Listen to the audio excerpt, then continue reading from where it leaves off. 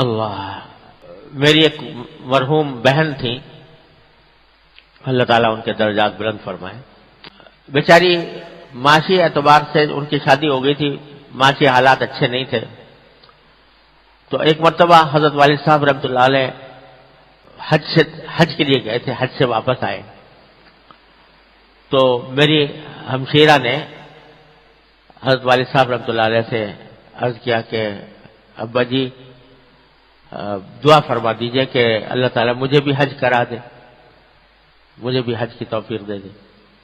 تو حضرت والد صاحب نے فرمایا کہ یہ دعا تو تم کرا رہی ہو، تمہارا دل چاہتا ہے حج کرنے کا؟ کہ جی بہت دل چاہتا ہے۔ کہ ارادہ ہے؟ کہ جی ہاں بہت ارادہ ہے، اللہ تعالیٰ ثواب پیدا فرما دے تو ضرور کروں گی۔ کہا نہیں، تمہارا ارادہ نہیں ہے، تمہاری خواہش نہیں ہے۔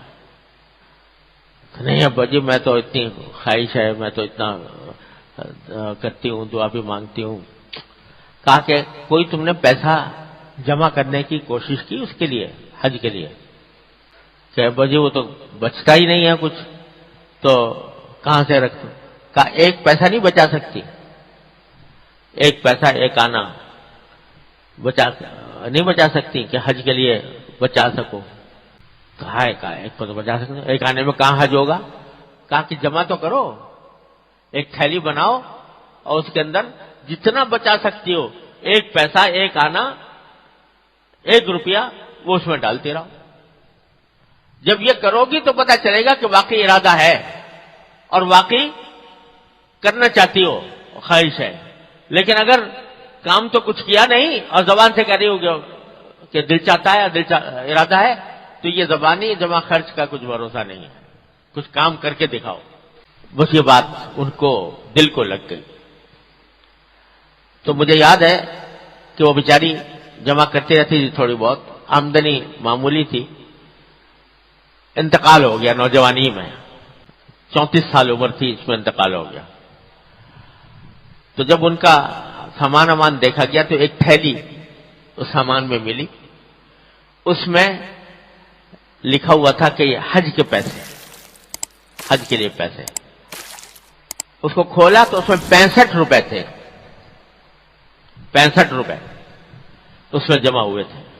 یہ تھیلی حضرت والد صاحب نے دیکھی تو حضرت والد صاحب کی آنکھوں میں آنسو آ گئے اور فرمانے لگے کہ میں نے اس طرح مجھ سے کہا تھا اور میں نے اس اللہ کی بندے نے اس طرح پتہ نہیں کن کن حالات میں بچا کر 65 روپے جمع کیے ہیں، لیکن مجھے اللہ تعالیٰ کی رحمت سے امید ہے کہ اللہ تعالیٰ اس کا حج قبول فرمائے۔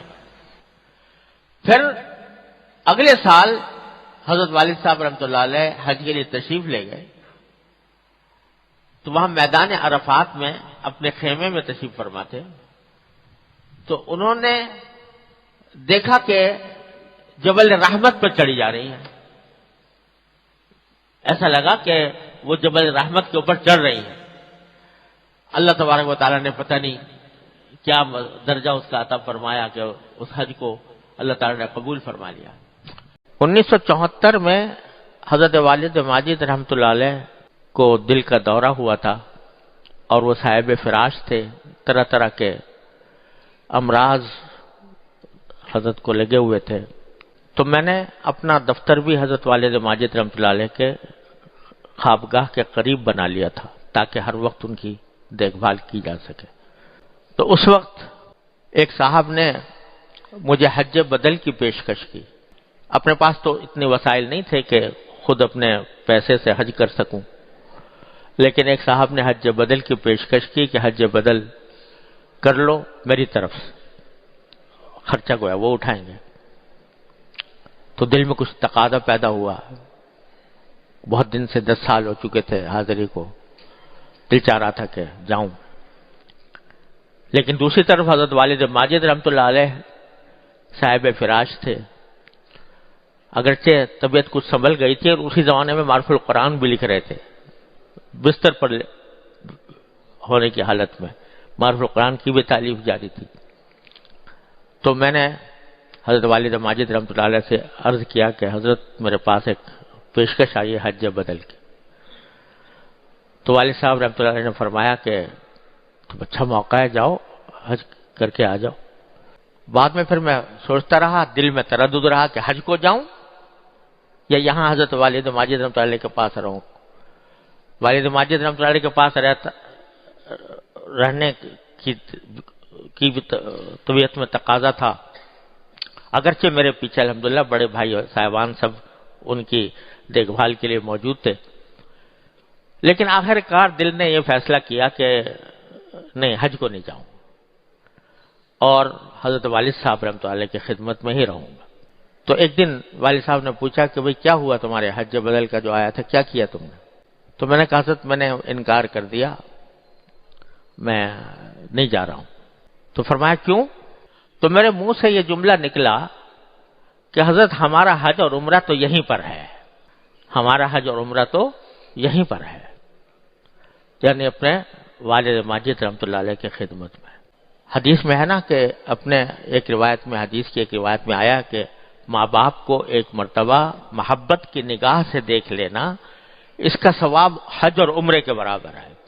تو میں نے کہا ہمارا حج اور عمرہ تو یہاں ہے.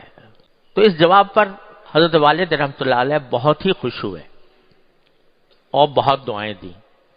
اور دعاؤں میں مجھے جہاں تک یاد ہے، الفاظ مجھے صحیح اب یاد نہیں رہے، بہت زمانہ ہو گیا، لیکن غالباً یہ بھی فرمایا کہ انشاءاللہ تم اتنا جاؤ گے وہاں پر کہ لوگ رشک کریں گے. اس کے بعد حضرت والد ماجد رحمۃ اللہ علیہ کی وفات ہو گئی. وفات ہونے کے بعد کوئی سال ایسا نہیں گزرا جس میں کم از کم 3 یا 4 مرتبہ اللہ نے حاضری نہ دی ہو.